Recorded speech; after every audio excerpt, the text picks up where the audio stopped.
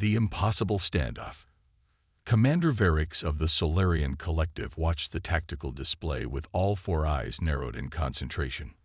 The combined might of the Collective's Armada, 342 warships representing the technological pinnacle of 7 spacefaring species, maintained perfect formation at the edge of the Proxima Centauri system. Each vessel bristled with weaponry developed over 12 millennia of interstellar conflict. "Status report," Verix demanded, the bioluminescent patterns on his scaled skin pulsing with tension. "All ships report combat readiness at maximum capacity," replied Sub-Commander Nelth, her translucent appendages flickering over the command console. "The human colonies have been notified of our arrival as protocol demands." Verix nodded. The formality was necessary, though ultimately meaningless. Humanity had violated the Treaty of Barnard's Star by developing quantum technology explicitly forbidden by galactic law. 3 diplomatic missions had failed to resolve the situation. Now, the Collective would enforce its will through overwhelming force, the only language these ambitious primates seemed to understand. "They have 1 planetary rotation to surrender their quantum research facilities," Verix announced to the command staff. "Prepare contingencies for orbital bombardment if—" "Commander," interrupted Lieutenant Jex, his sensory tendrils vibrating urgently over his sensor array. "We're detecting a human vessel approaching." Verix's exoskeleton stiffened. "A single vessel. Composition. Unknown configuration, Commander. Approximately 1 kilometer in length. Minimal weapons signature. It's broadcasting on all frequencies." "Let me hear it," ordered Verix. A human voice, steady and confident, filled the command center. "Solarian Fleet, this is Captain Elena Chen of the Earth vessel Prometheus. We come to negotiate." Laughter erupted across the command deck, a discordant mixture of clicks, whistles, and vibrations from multiple species. "They send 1 nearly unarmed ship against our Armada," Sub-Commander Nelth said, her voice modulator barely containing her amusement. "These humans are either suicidal or delusional." But Commander Verix felt unease ripple through his neural network. He had studied human history extensively before this mission. They were young among the stars, barely 2 centuries into their interstellar expansion, but they had survived trials that would have extinguished most species: devastating wars, environmental collapse, resource depletion. Each time, they had emerged stronger, more resourceful. "Magnify the approaching vessel," Verix ordered. The holographic display expanded, revealing a sleek ship unlike any in the Collective's vast databases. Its hull gleamed with an unfamiliar alloy that seemed to absorb sensor scans rather than reflect them. "No significant weapons detected," reported Lieutenant Jex. "But Commander, I'm registering unusual energy readings unlike anything in our databanks." "Focused scan," ordered Verix. "Unable to penetrate their hull, sir," Jex replied, confusion evident in his voice modulation. "It's as if our scanners simply slide off." Another officer joined the conversation. Commander Zrath, the fleet's most decorated tactical expert. "Commander, recommend immediate offensive action. Humans are documented to employ unorthodox strategies when outmatched." Verix hesitated. Protocol demanded he at least hear the humans before initiating hostilities. "Open a channel." Captain Chen's face appeared on the main display. The human appeared remarkably composed for someone facing annihilation. Her dark eyes reflected the stars behind her, and her short black hair framed features set with determination. "Commander Verix, I presume. Thank you for receiving our transmission." "Captain Chen, you approach a military formation with an unidentified vessel. Explain yourself immediately." Chen nodded. "Of course. We understand the Collective believes humanity has violated technological restrictions regarding quantum research. We're here to demonstrate why those restrictions require reconsideration." Verix's neural patterns flared with irritation. "Your species signed the Treaty of Barnard's Star. The penalties for violation are non-negotiable." "The treaty was signed when humanity was still finding its place among the stars," Chen replied. We've evolved since then.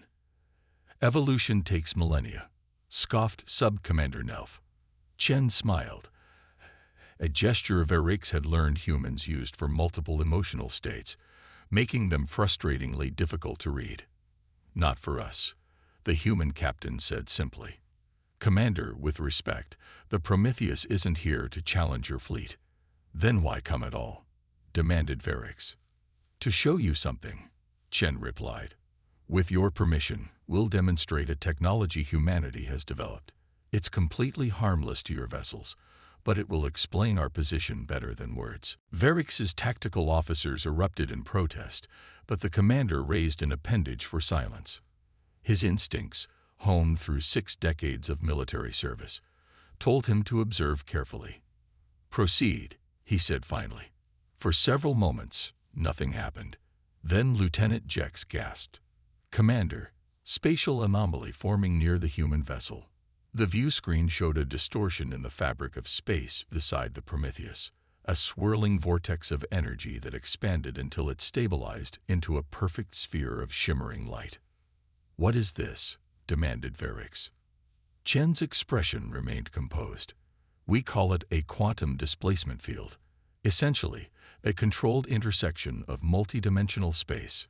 Before Verix could respond, something emerged from the sphere, not another ship, but what appeared to be a floating city, kilometers across, with gleaming towers and vast gardens visible even at this distance.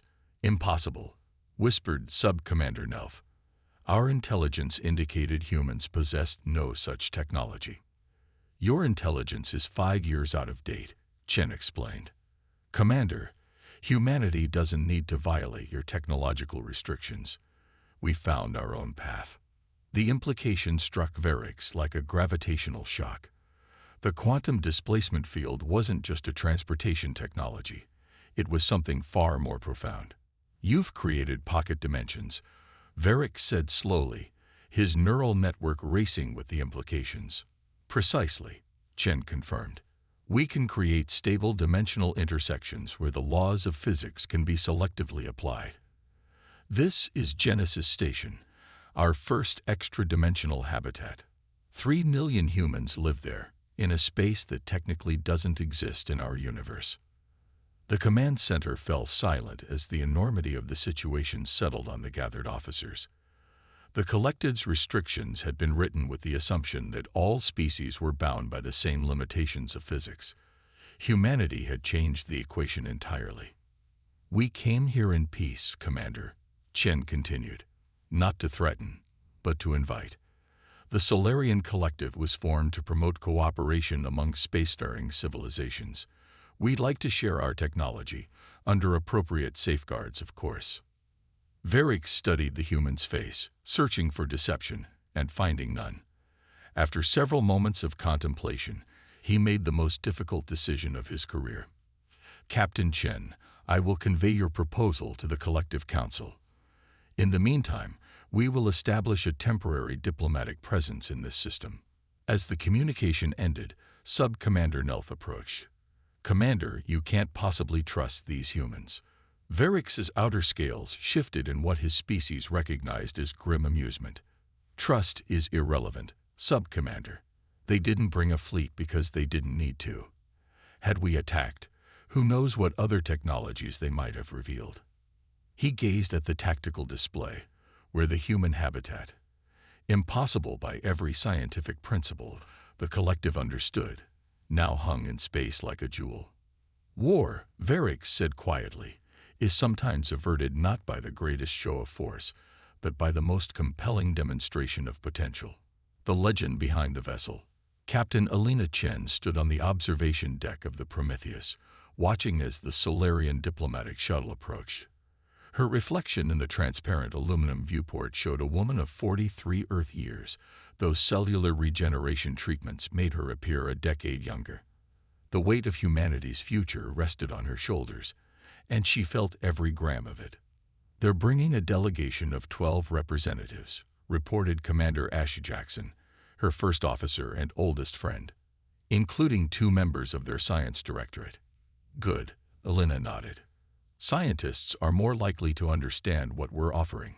And what we're threatening, Ash added quietly. Elena turned to face her XO. That's not our intention. Intention doesn't always translate across species, Ash reminded her. The Solarians evolved as ambush predators. They respect strength and preparation for conflict, not just peaceful overtures. The observation deck door slid open as Dr. Kavita Sharma entered, the quantum physicist's perpetually disheveled appearance at odds with her brilliant mind. Final checks on the QDF generators are complete, Captain, she reported. Genesis Station is fully stabilized, and we can maintain the dimensional intersection for another 72 hours without strain. Let's hope that's enough time, Elena said. The Collective Council will want to see more than just the surface implications. Dr. Sharma's eyes gleamed with pride. 7 years ago, they told us this was impossible, that humans were reaching beyond our understanding. Now we're rewriting the fundamental principles of multidimensional physics. Elena smiled. That's precisely what worries them, Kavita. 10 years earlier, Elena had been a middle-ranked officer in Earth's Joint Space Command when the Solarian Collective had first contacted humanity. The initial diplomatic exchanges had been promising. Trade agreements, cultural exchanges, shared scientific knowledge. Then came the Treaty of Barnard's Star and its restrictions. No species may develop technologies that manipulate quantum fields beyond specified parameters. No species may research dimensional intersections or attempt to create pocket universes. The restrictions had seemed reasonable at the time. Safety measures to prevent catastrophic damage to spacetime itself. Until humanity's brightest minds began to see the patterns. The technological restrictions always seemed to target areas where humans were making breakthrough advancements. The trade agreements consistently favored resource extraction from human-controlled systems. The cultural exchanges were remarkably one-sided in terms of information flow. Captain, Ash interrupted her thoughts. The Solarian shuttle requests docking clearance. Elena nodded. Grant permission and prepare the delegation reception in the quantum lab. Dr. Sharma, it's time to show them exactly what we've accomplished. The Solarian delegation entered the lab with visible apprehension, their varied physiologies all displaying signs of stress. Commander Verix led them, his scales pulsing with complex patterns that Elena's neural translator interpreted as cautious curiosity. Captain Chen, Verix greeted her. My delegation includes representatives who can properly evaluate your demonstration. Elena gestured toward the massive quantum displacement generator that dominated the center of the laboratory. Commander, what you're about to see represents 15 years of human research into areas the Collective deemed too dangerous for exploration. A Solarian with elaborate insignia that marked him as a Science Directorate Elder moved forward. You claim to have created stable pocket dimensions without causing universal entropy cascade. This violates fundamental laws of physics as understood by the Collective. Dr. Sharma stepped forward, unintimidated by the alien's dismissive tone. With respect, Elder, it only violates the physics you understand. Humanity approached the problem differently. She activated a holographic display showing complex equations and field models, rather than forcing spacetime to bend, which would indeed cause the entropy cascade you fear. We discovered how to gently fold dimensional layers, creating intersections without disruption. The Science Elder's appendages trembled slightly. Impossible. The energy requirements alone are negligible, Dr. Sharma completed. When you understand that dimensions naturally want to intersect, they're not separate entities but different expressions of the same underlying reality. Tension in the room built as the Science Elder conferred with his colleagues in their native language, too rapid for the translators to process properly. Commander Verix turned to Elena. You realize what this means, Captain. If what you claim is true, the power implications alone would shift the balance of the entire galaxy. We're aware, Elena replied calmly. That's precisely why we're offering to share this knowledge rather than keeping it to ourselves. A harsh laugh came from one of the Solarian military representatives. Share? Why would we believe humans would share such an advantage? Elena met his gaze steadily. Because isolation is death in this universe. Because cooperation has always advanced civilization further than conflict. And because humanity remembers being alone in the cosmos, we have no desire to return to that solitude. Before the conversation could continue, alarms blared throughout the ship. "Captain," Ash's voice came over the comm. "3 Solarian destroyers have broken formation and are approaching with weapons charge." Commander Varix's scales flashed with patterns of shock and anger. "I gave no such order." "Hardliners in your fleet, Commander?" Elena asked, her voice remaining steady despite the crisis. "Or perhaps those who fear change too much to allow it." Varix activated his communication device, barking orders in his native tongue, but the approaching vessels didn't respond. "Captain Chen, I cannot guarantee your safety," he admitted. "These officers are acting against my explicit command." Elena nodded to Dr. Sharma, who began rapidly adjusting controls on her console. "Then perhaps another demonstration is in order, Commander. One that shows why conflict with humanity would be unproductive for everyone." On the main view screen, the approaching Solarian destroyers suddenly found themselves surrounded by shimmering fields of light, identical to the one that had produced Genesis Station, but smaller. "What are you doing?" demanded the Science Elder. "Creating localized quantum displacement fields around your rogue vessels," Dr. Sharma explained, her fingers dancing across the controls. "Don't worry, they're perfectly safe. We're simply relocating them temporarily." One by one, the 3 Solarian destroyers vanished from normal space, only to reappear seconds later at the outer edge of the system, millions of kilometers away from their previous positions. The Solarian delegation stared in stunned silence at the display. "You can teleport starships?" Commander Varix finally asked, his voice barely audible. "In a manner of speaking," Elena replied. "Though selective dimensional relocation would be more accurate, we could have sent them anywhere within this star system, or potentially much farther." The implications settled over the room like a heavy blanket. A species that could relocate objects instantaneously across vast distances had just rendered traditional space warfare obsolete. "You understand now," Elena continued, her voice gentle but firm, "why the restrictions imposed by the Treaty of Barnard's Star no longer make sense. Humanity could have kept this technology secret, used it to establish an unassailable position of power. Instead, we came with one ship, in peace, to offer partnership." Commander Varix's scales had shifted to a pattern Elena hadn't seen before. The neural translator struggled to interpret it before settling on profound realization. "The Council must see this," he said finally. "All of it. The potential, but also the philosophy behind your approach." 26 hours later, as Elena signed the preliminary agreement that would become known as the Proxima Accords, she felt the weight of history pressing down on her.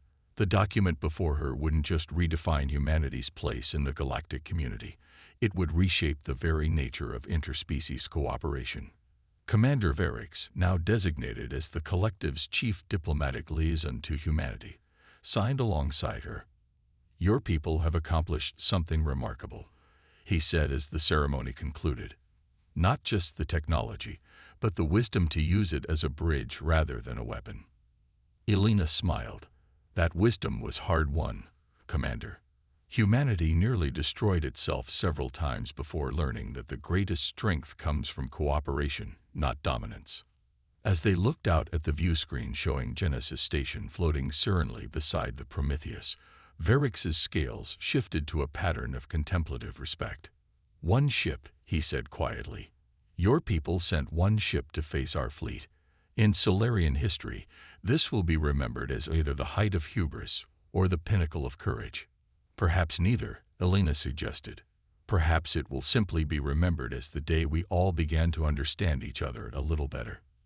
Varix considered this, then nodded.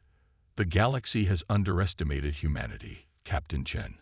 I don't believe that's a mistake the Collective will make again." As the Prometheus prepared to return to Earth, carrying news of the historic agreement, Elena couldn't help but reflect on the journey that had brought them here. From a species confined to one fragile planet to one that could create worlds between dimensions, humanity's greatest strength had never been in weapons or fleets, but in the boundless ingenuity that had allowed them to see possibilities where others saw only limitations. That was the true legend behind the vessel, not just the technology it carried, but the spirit of exploration, innovation, and optimism that had propelled humanity to the stars in the first place.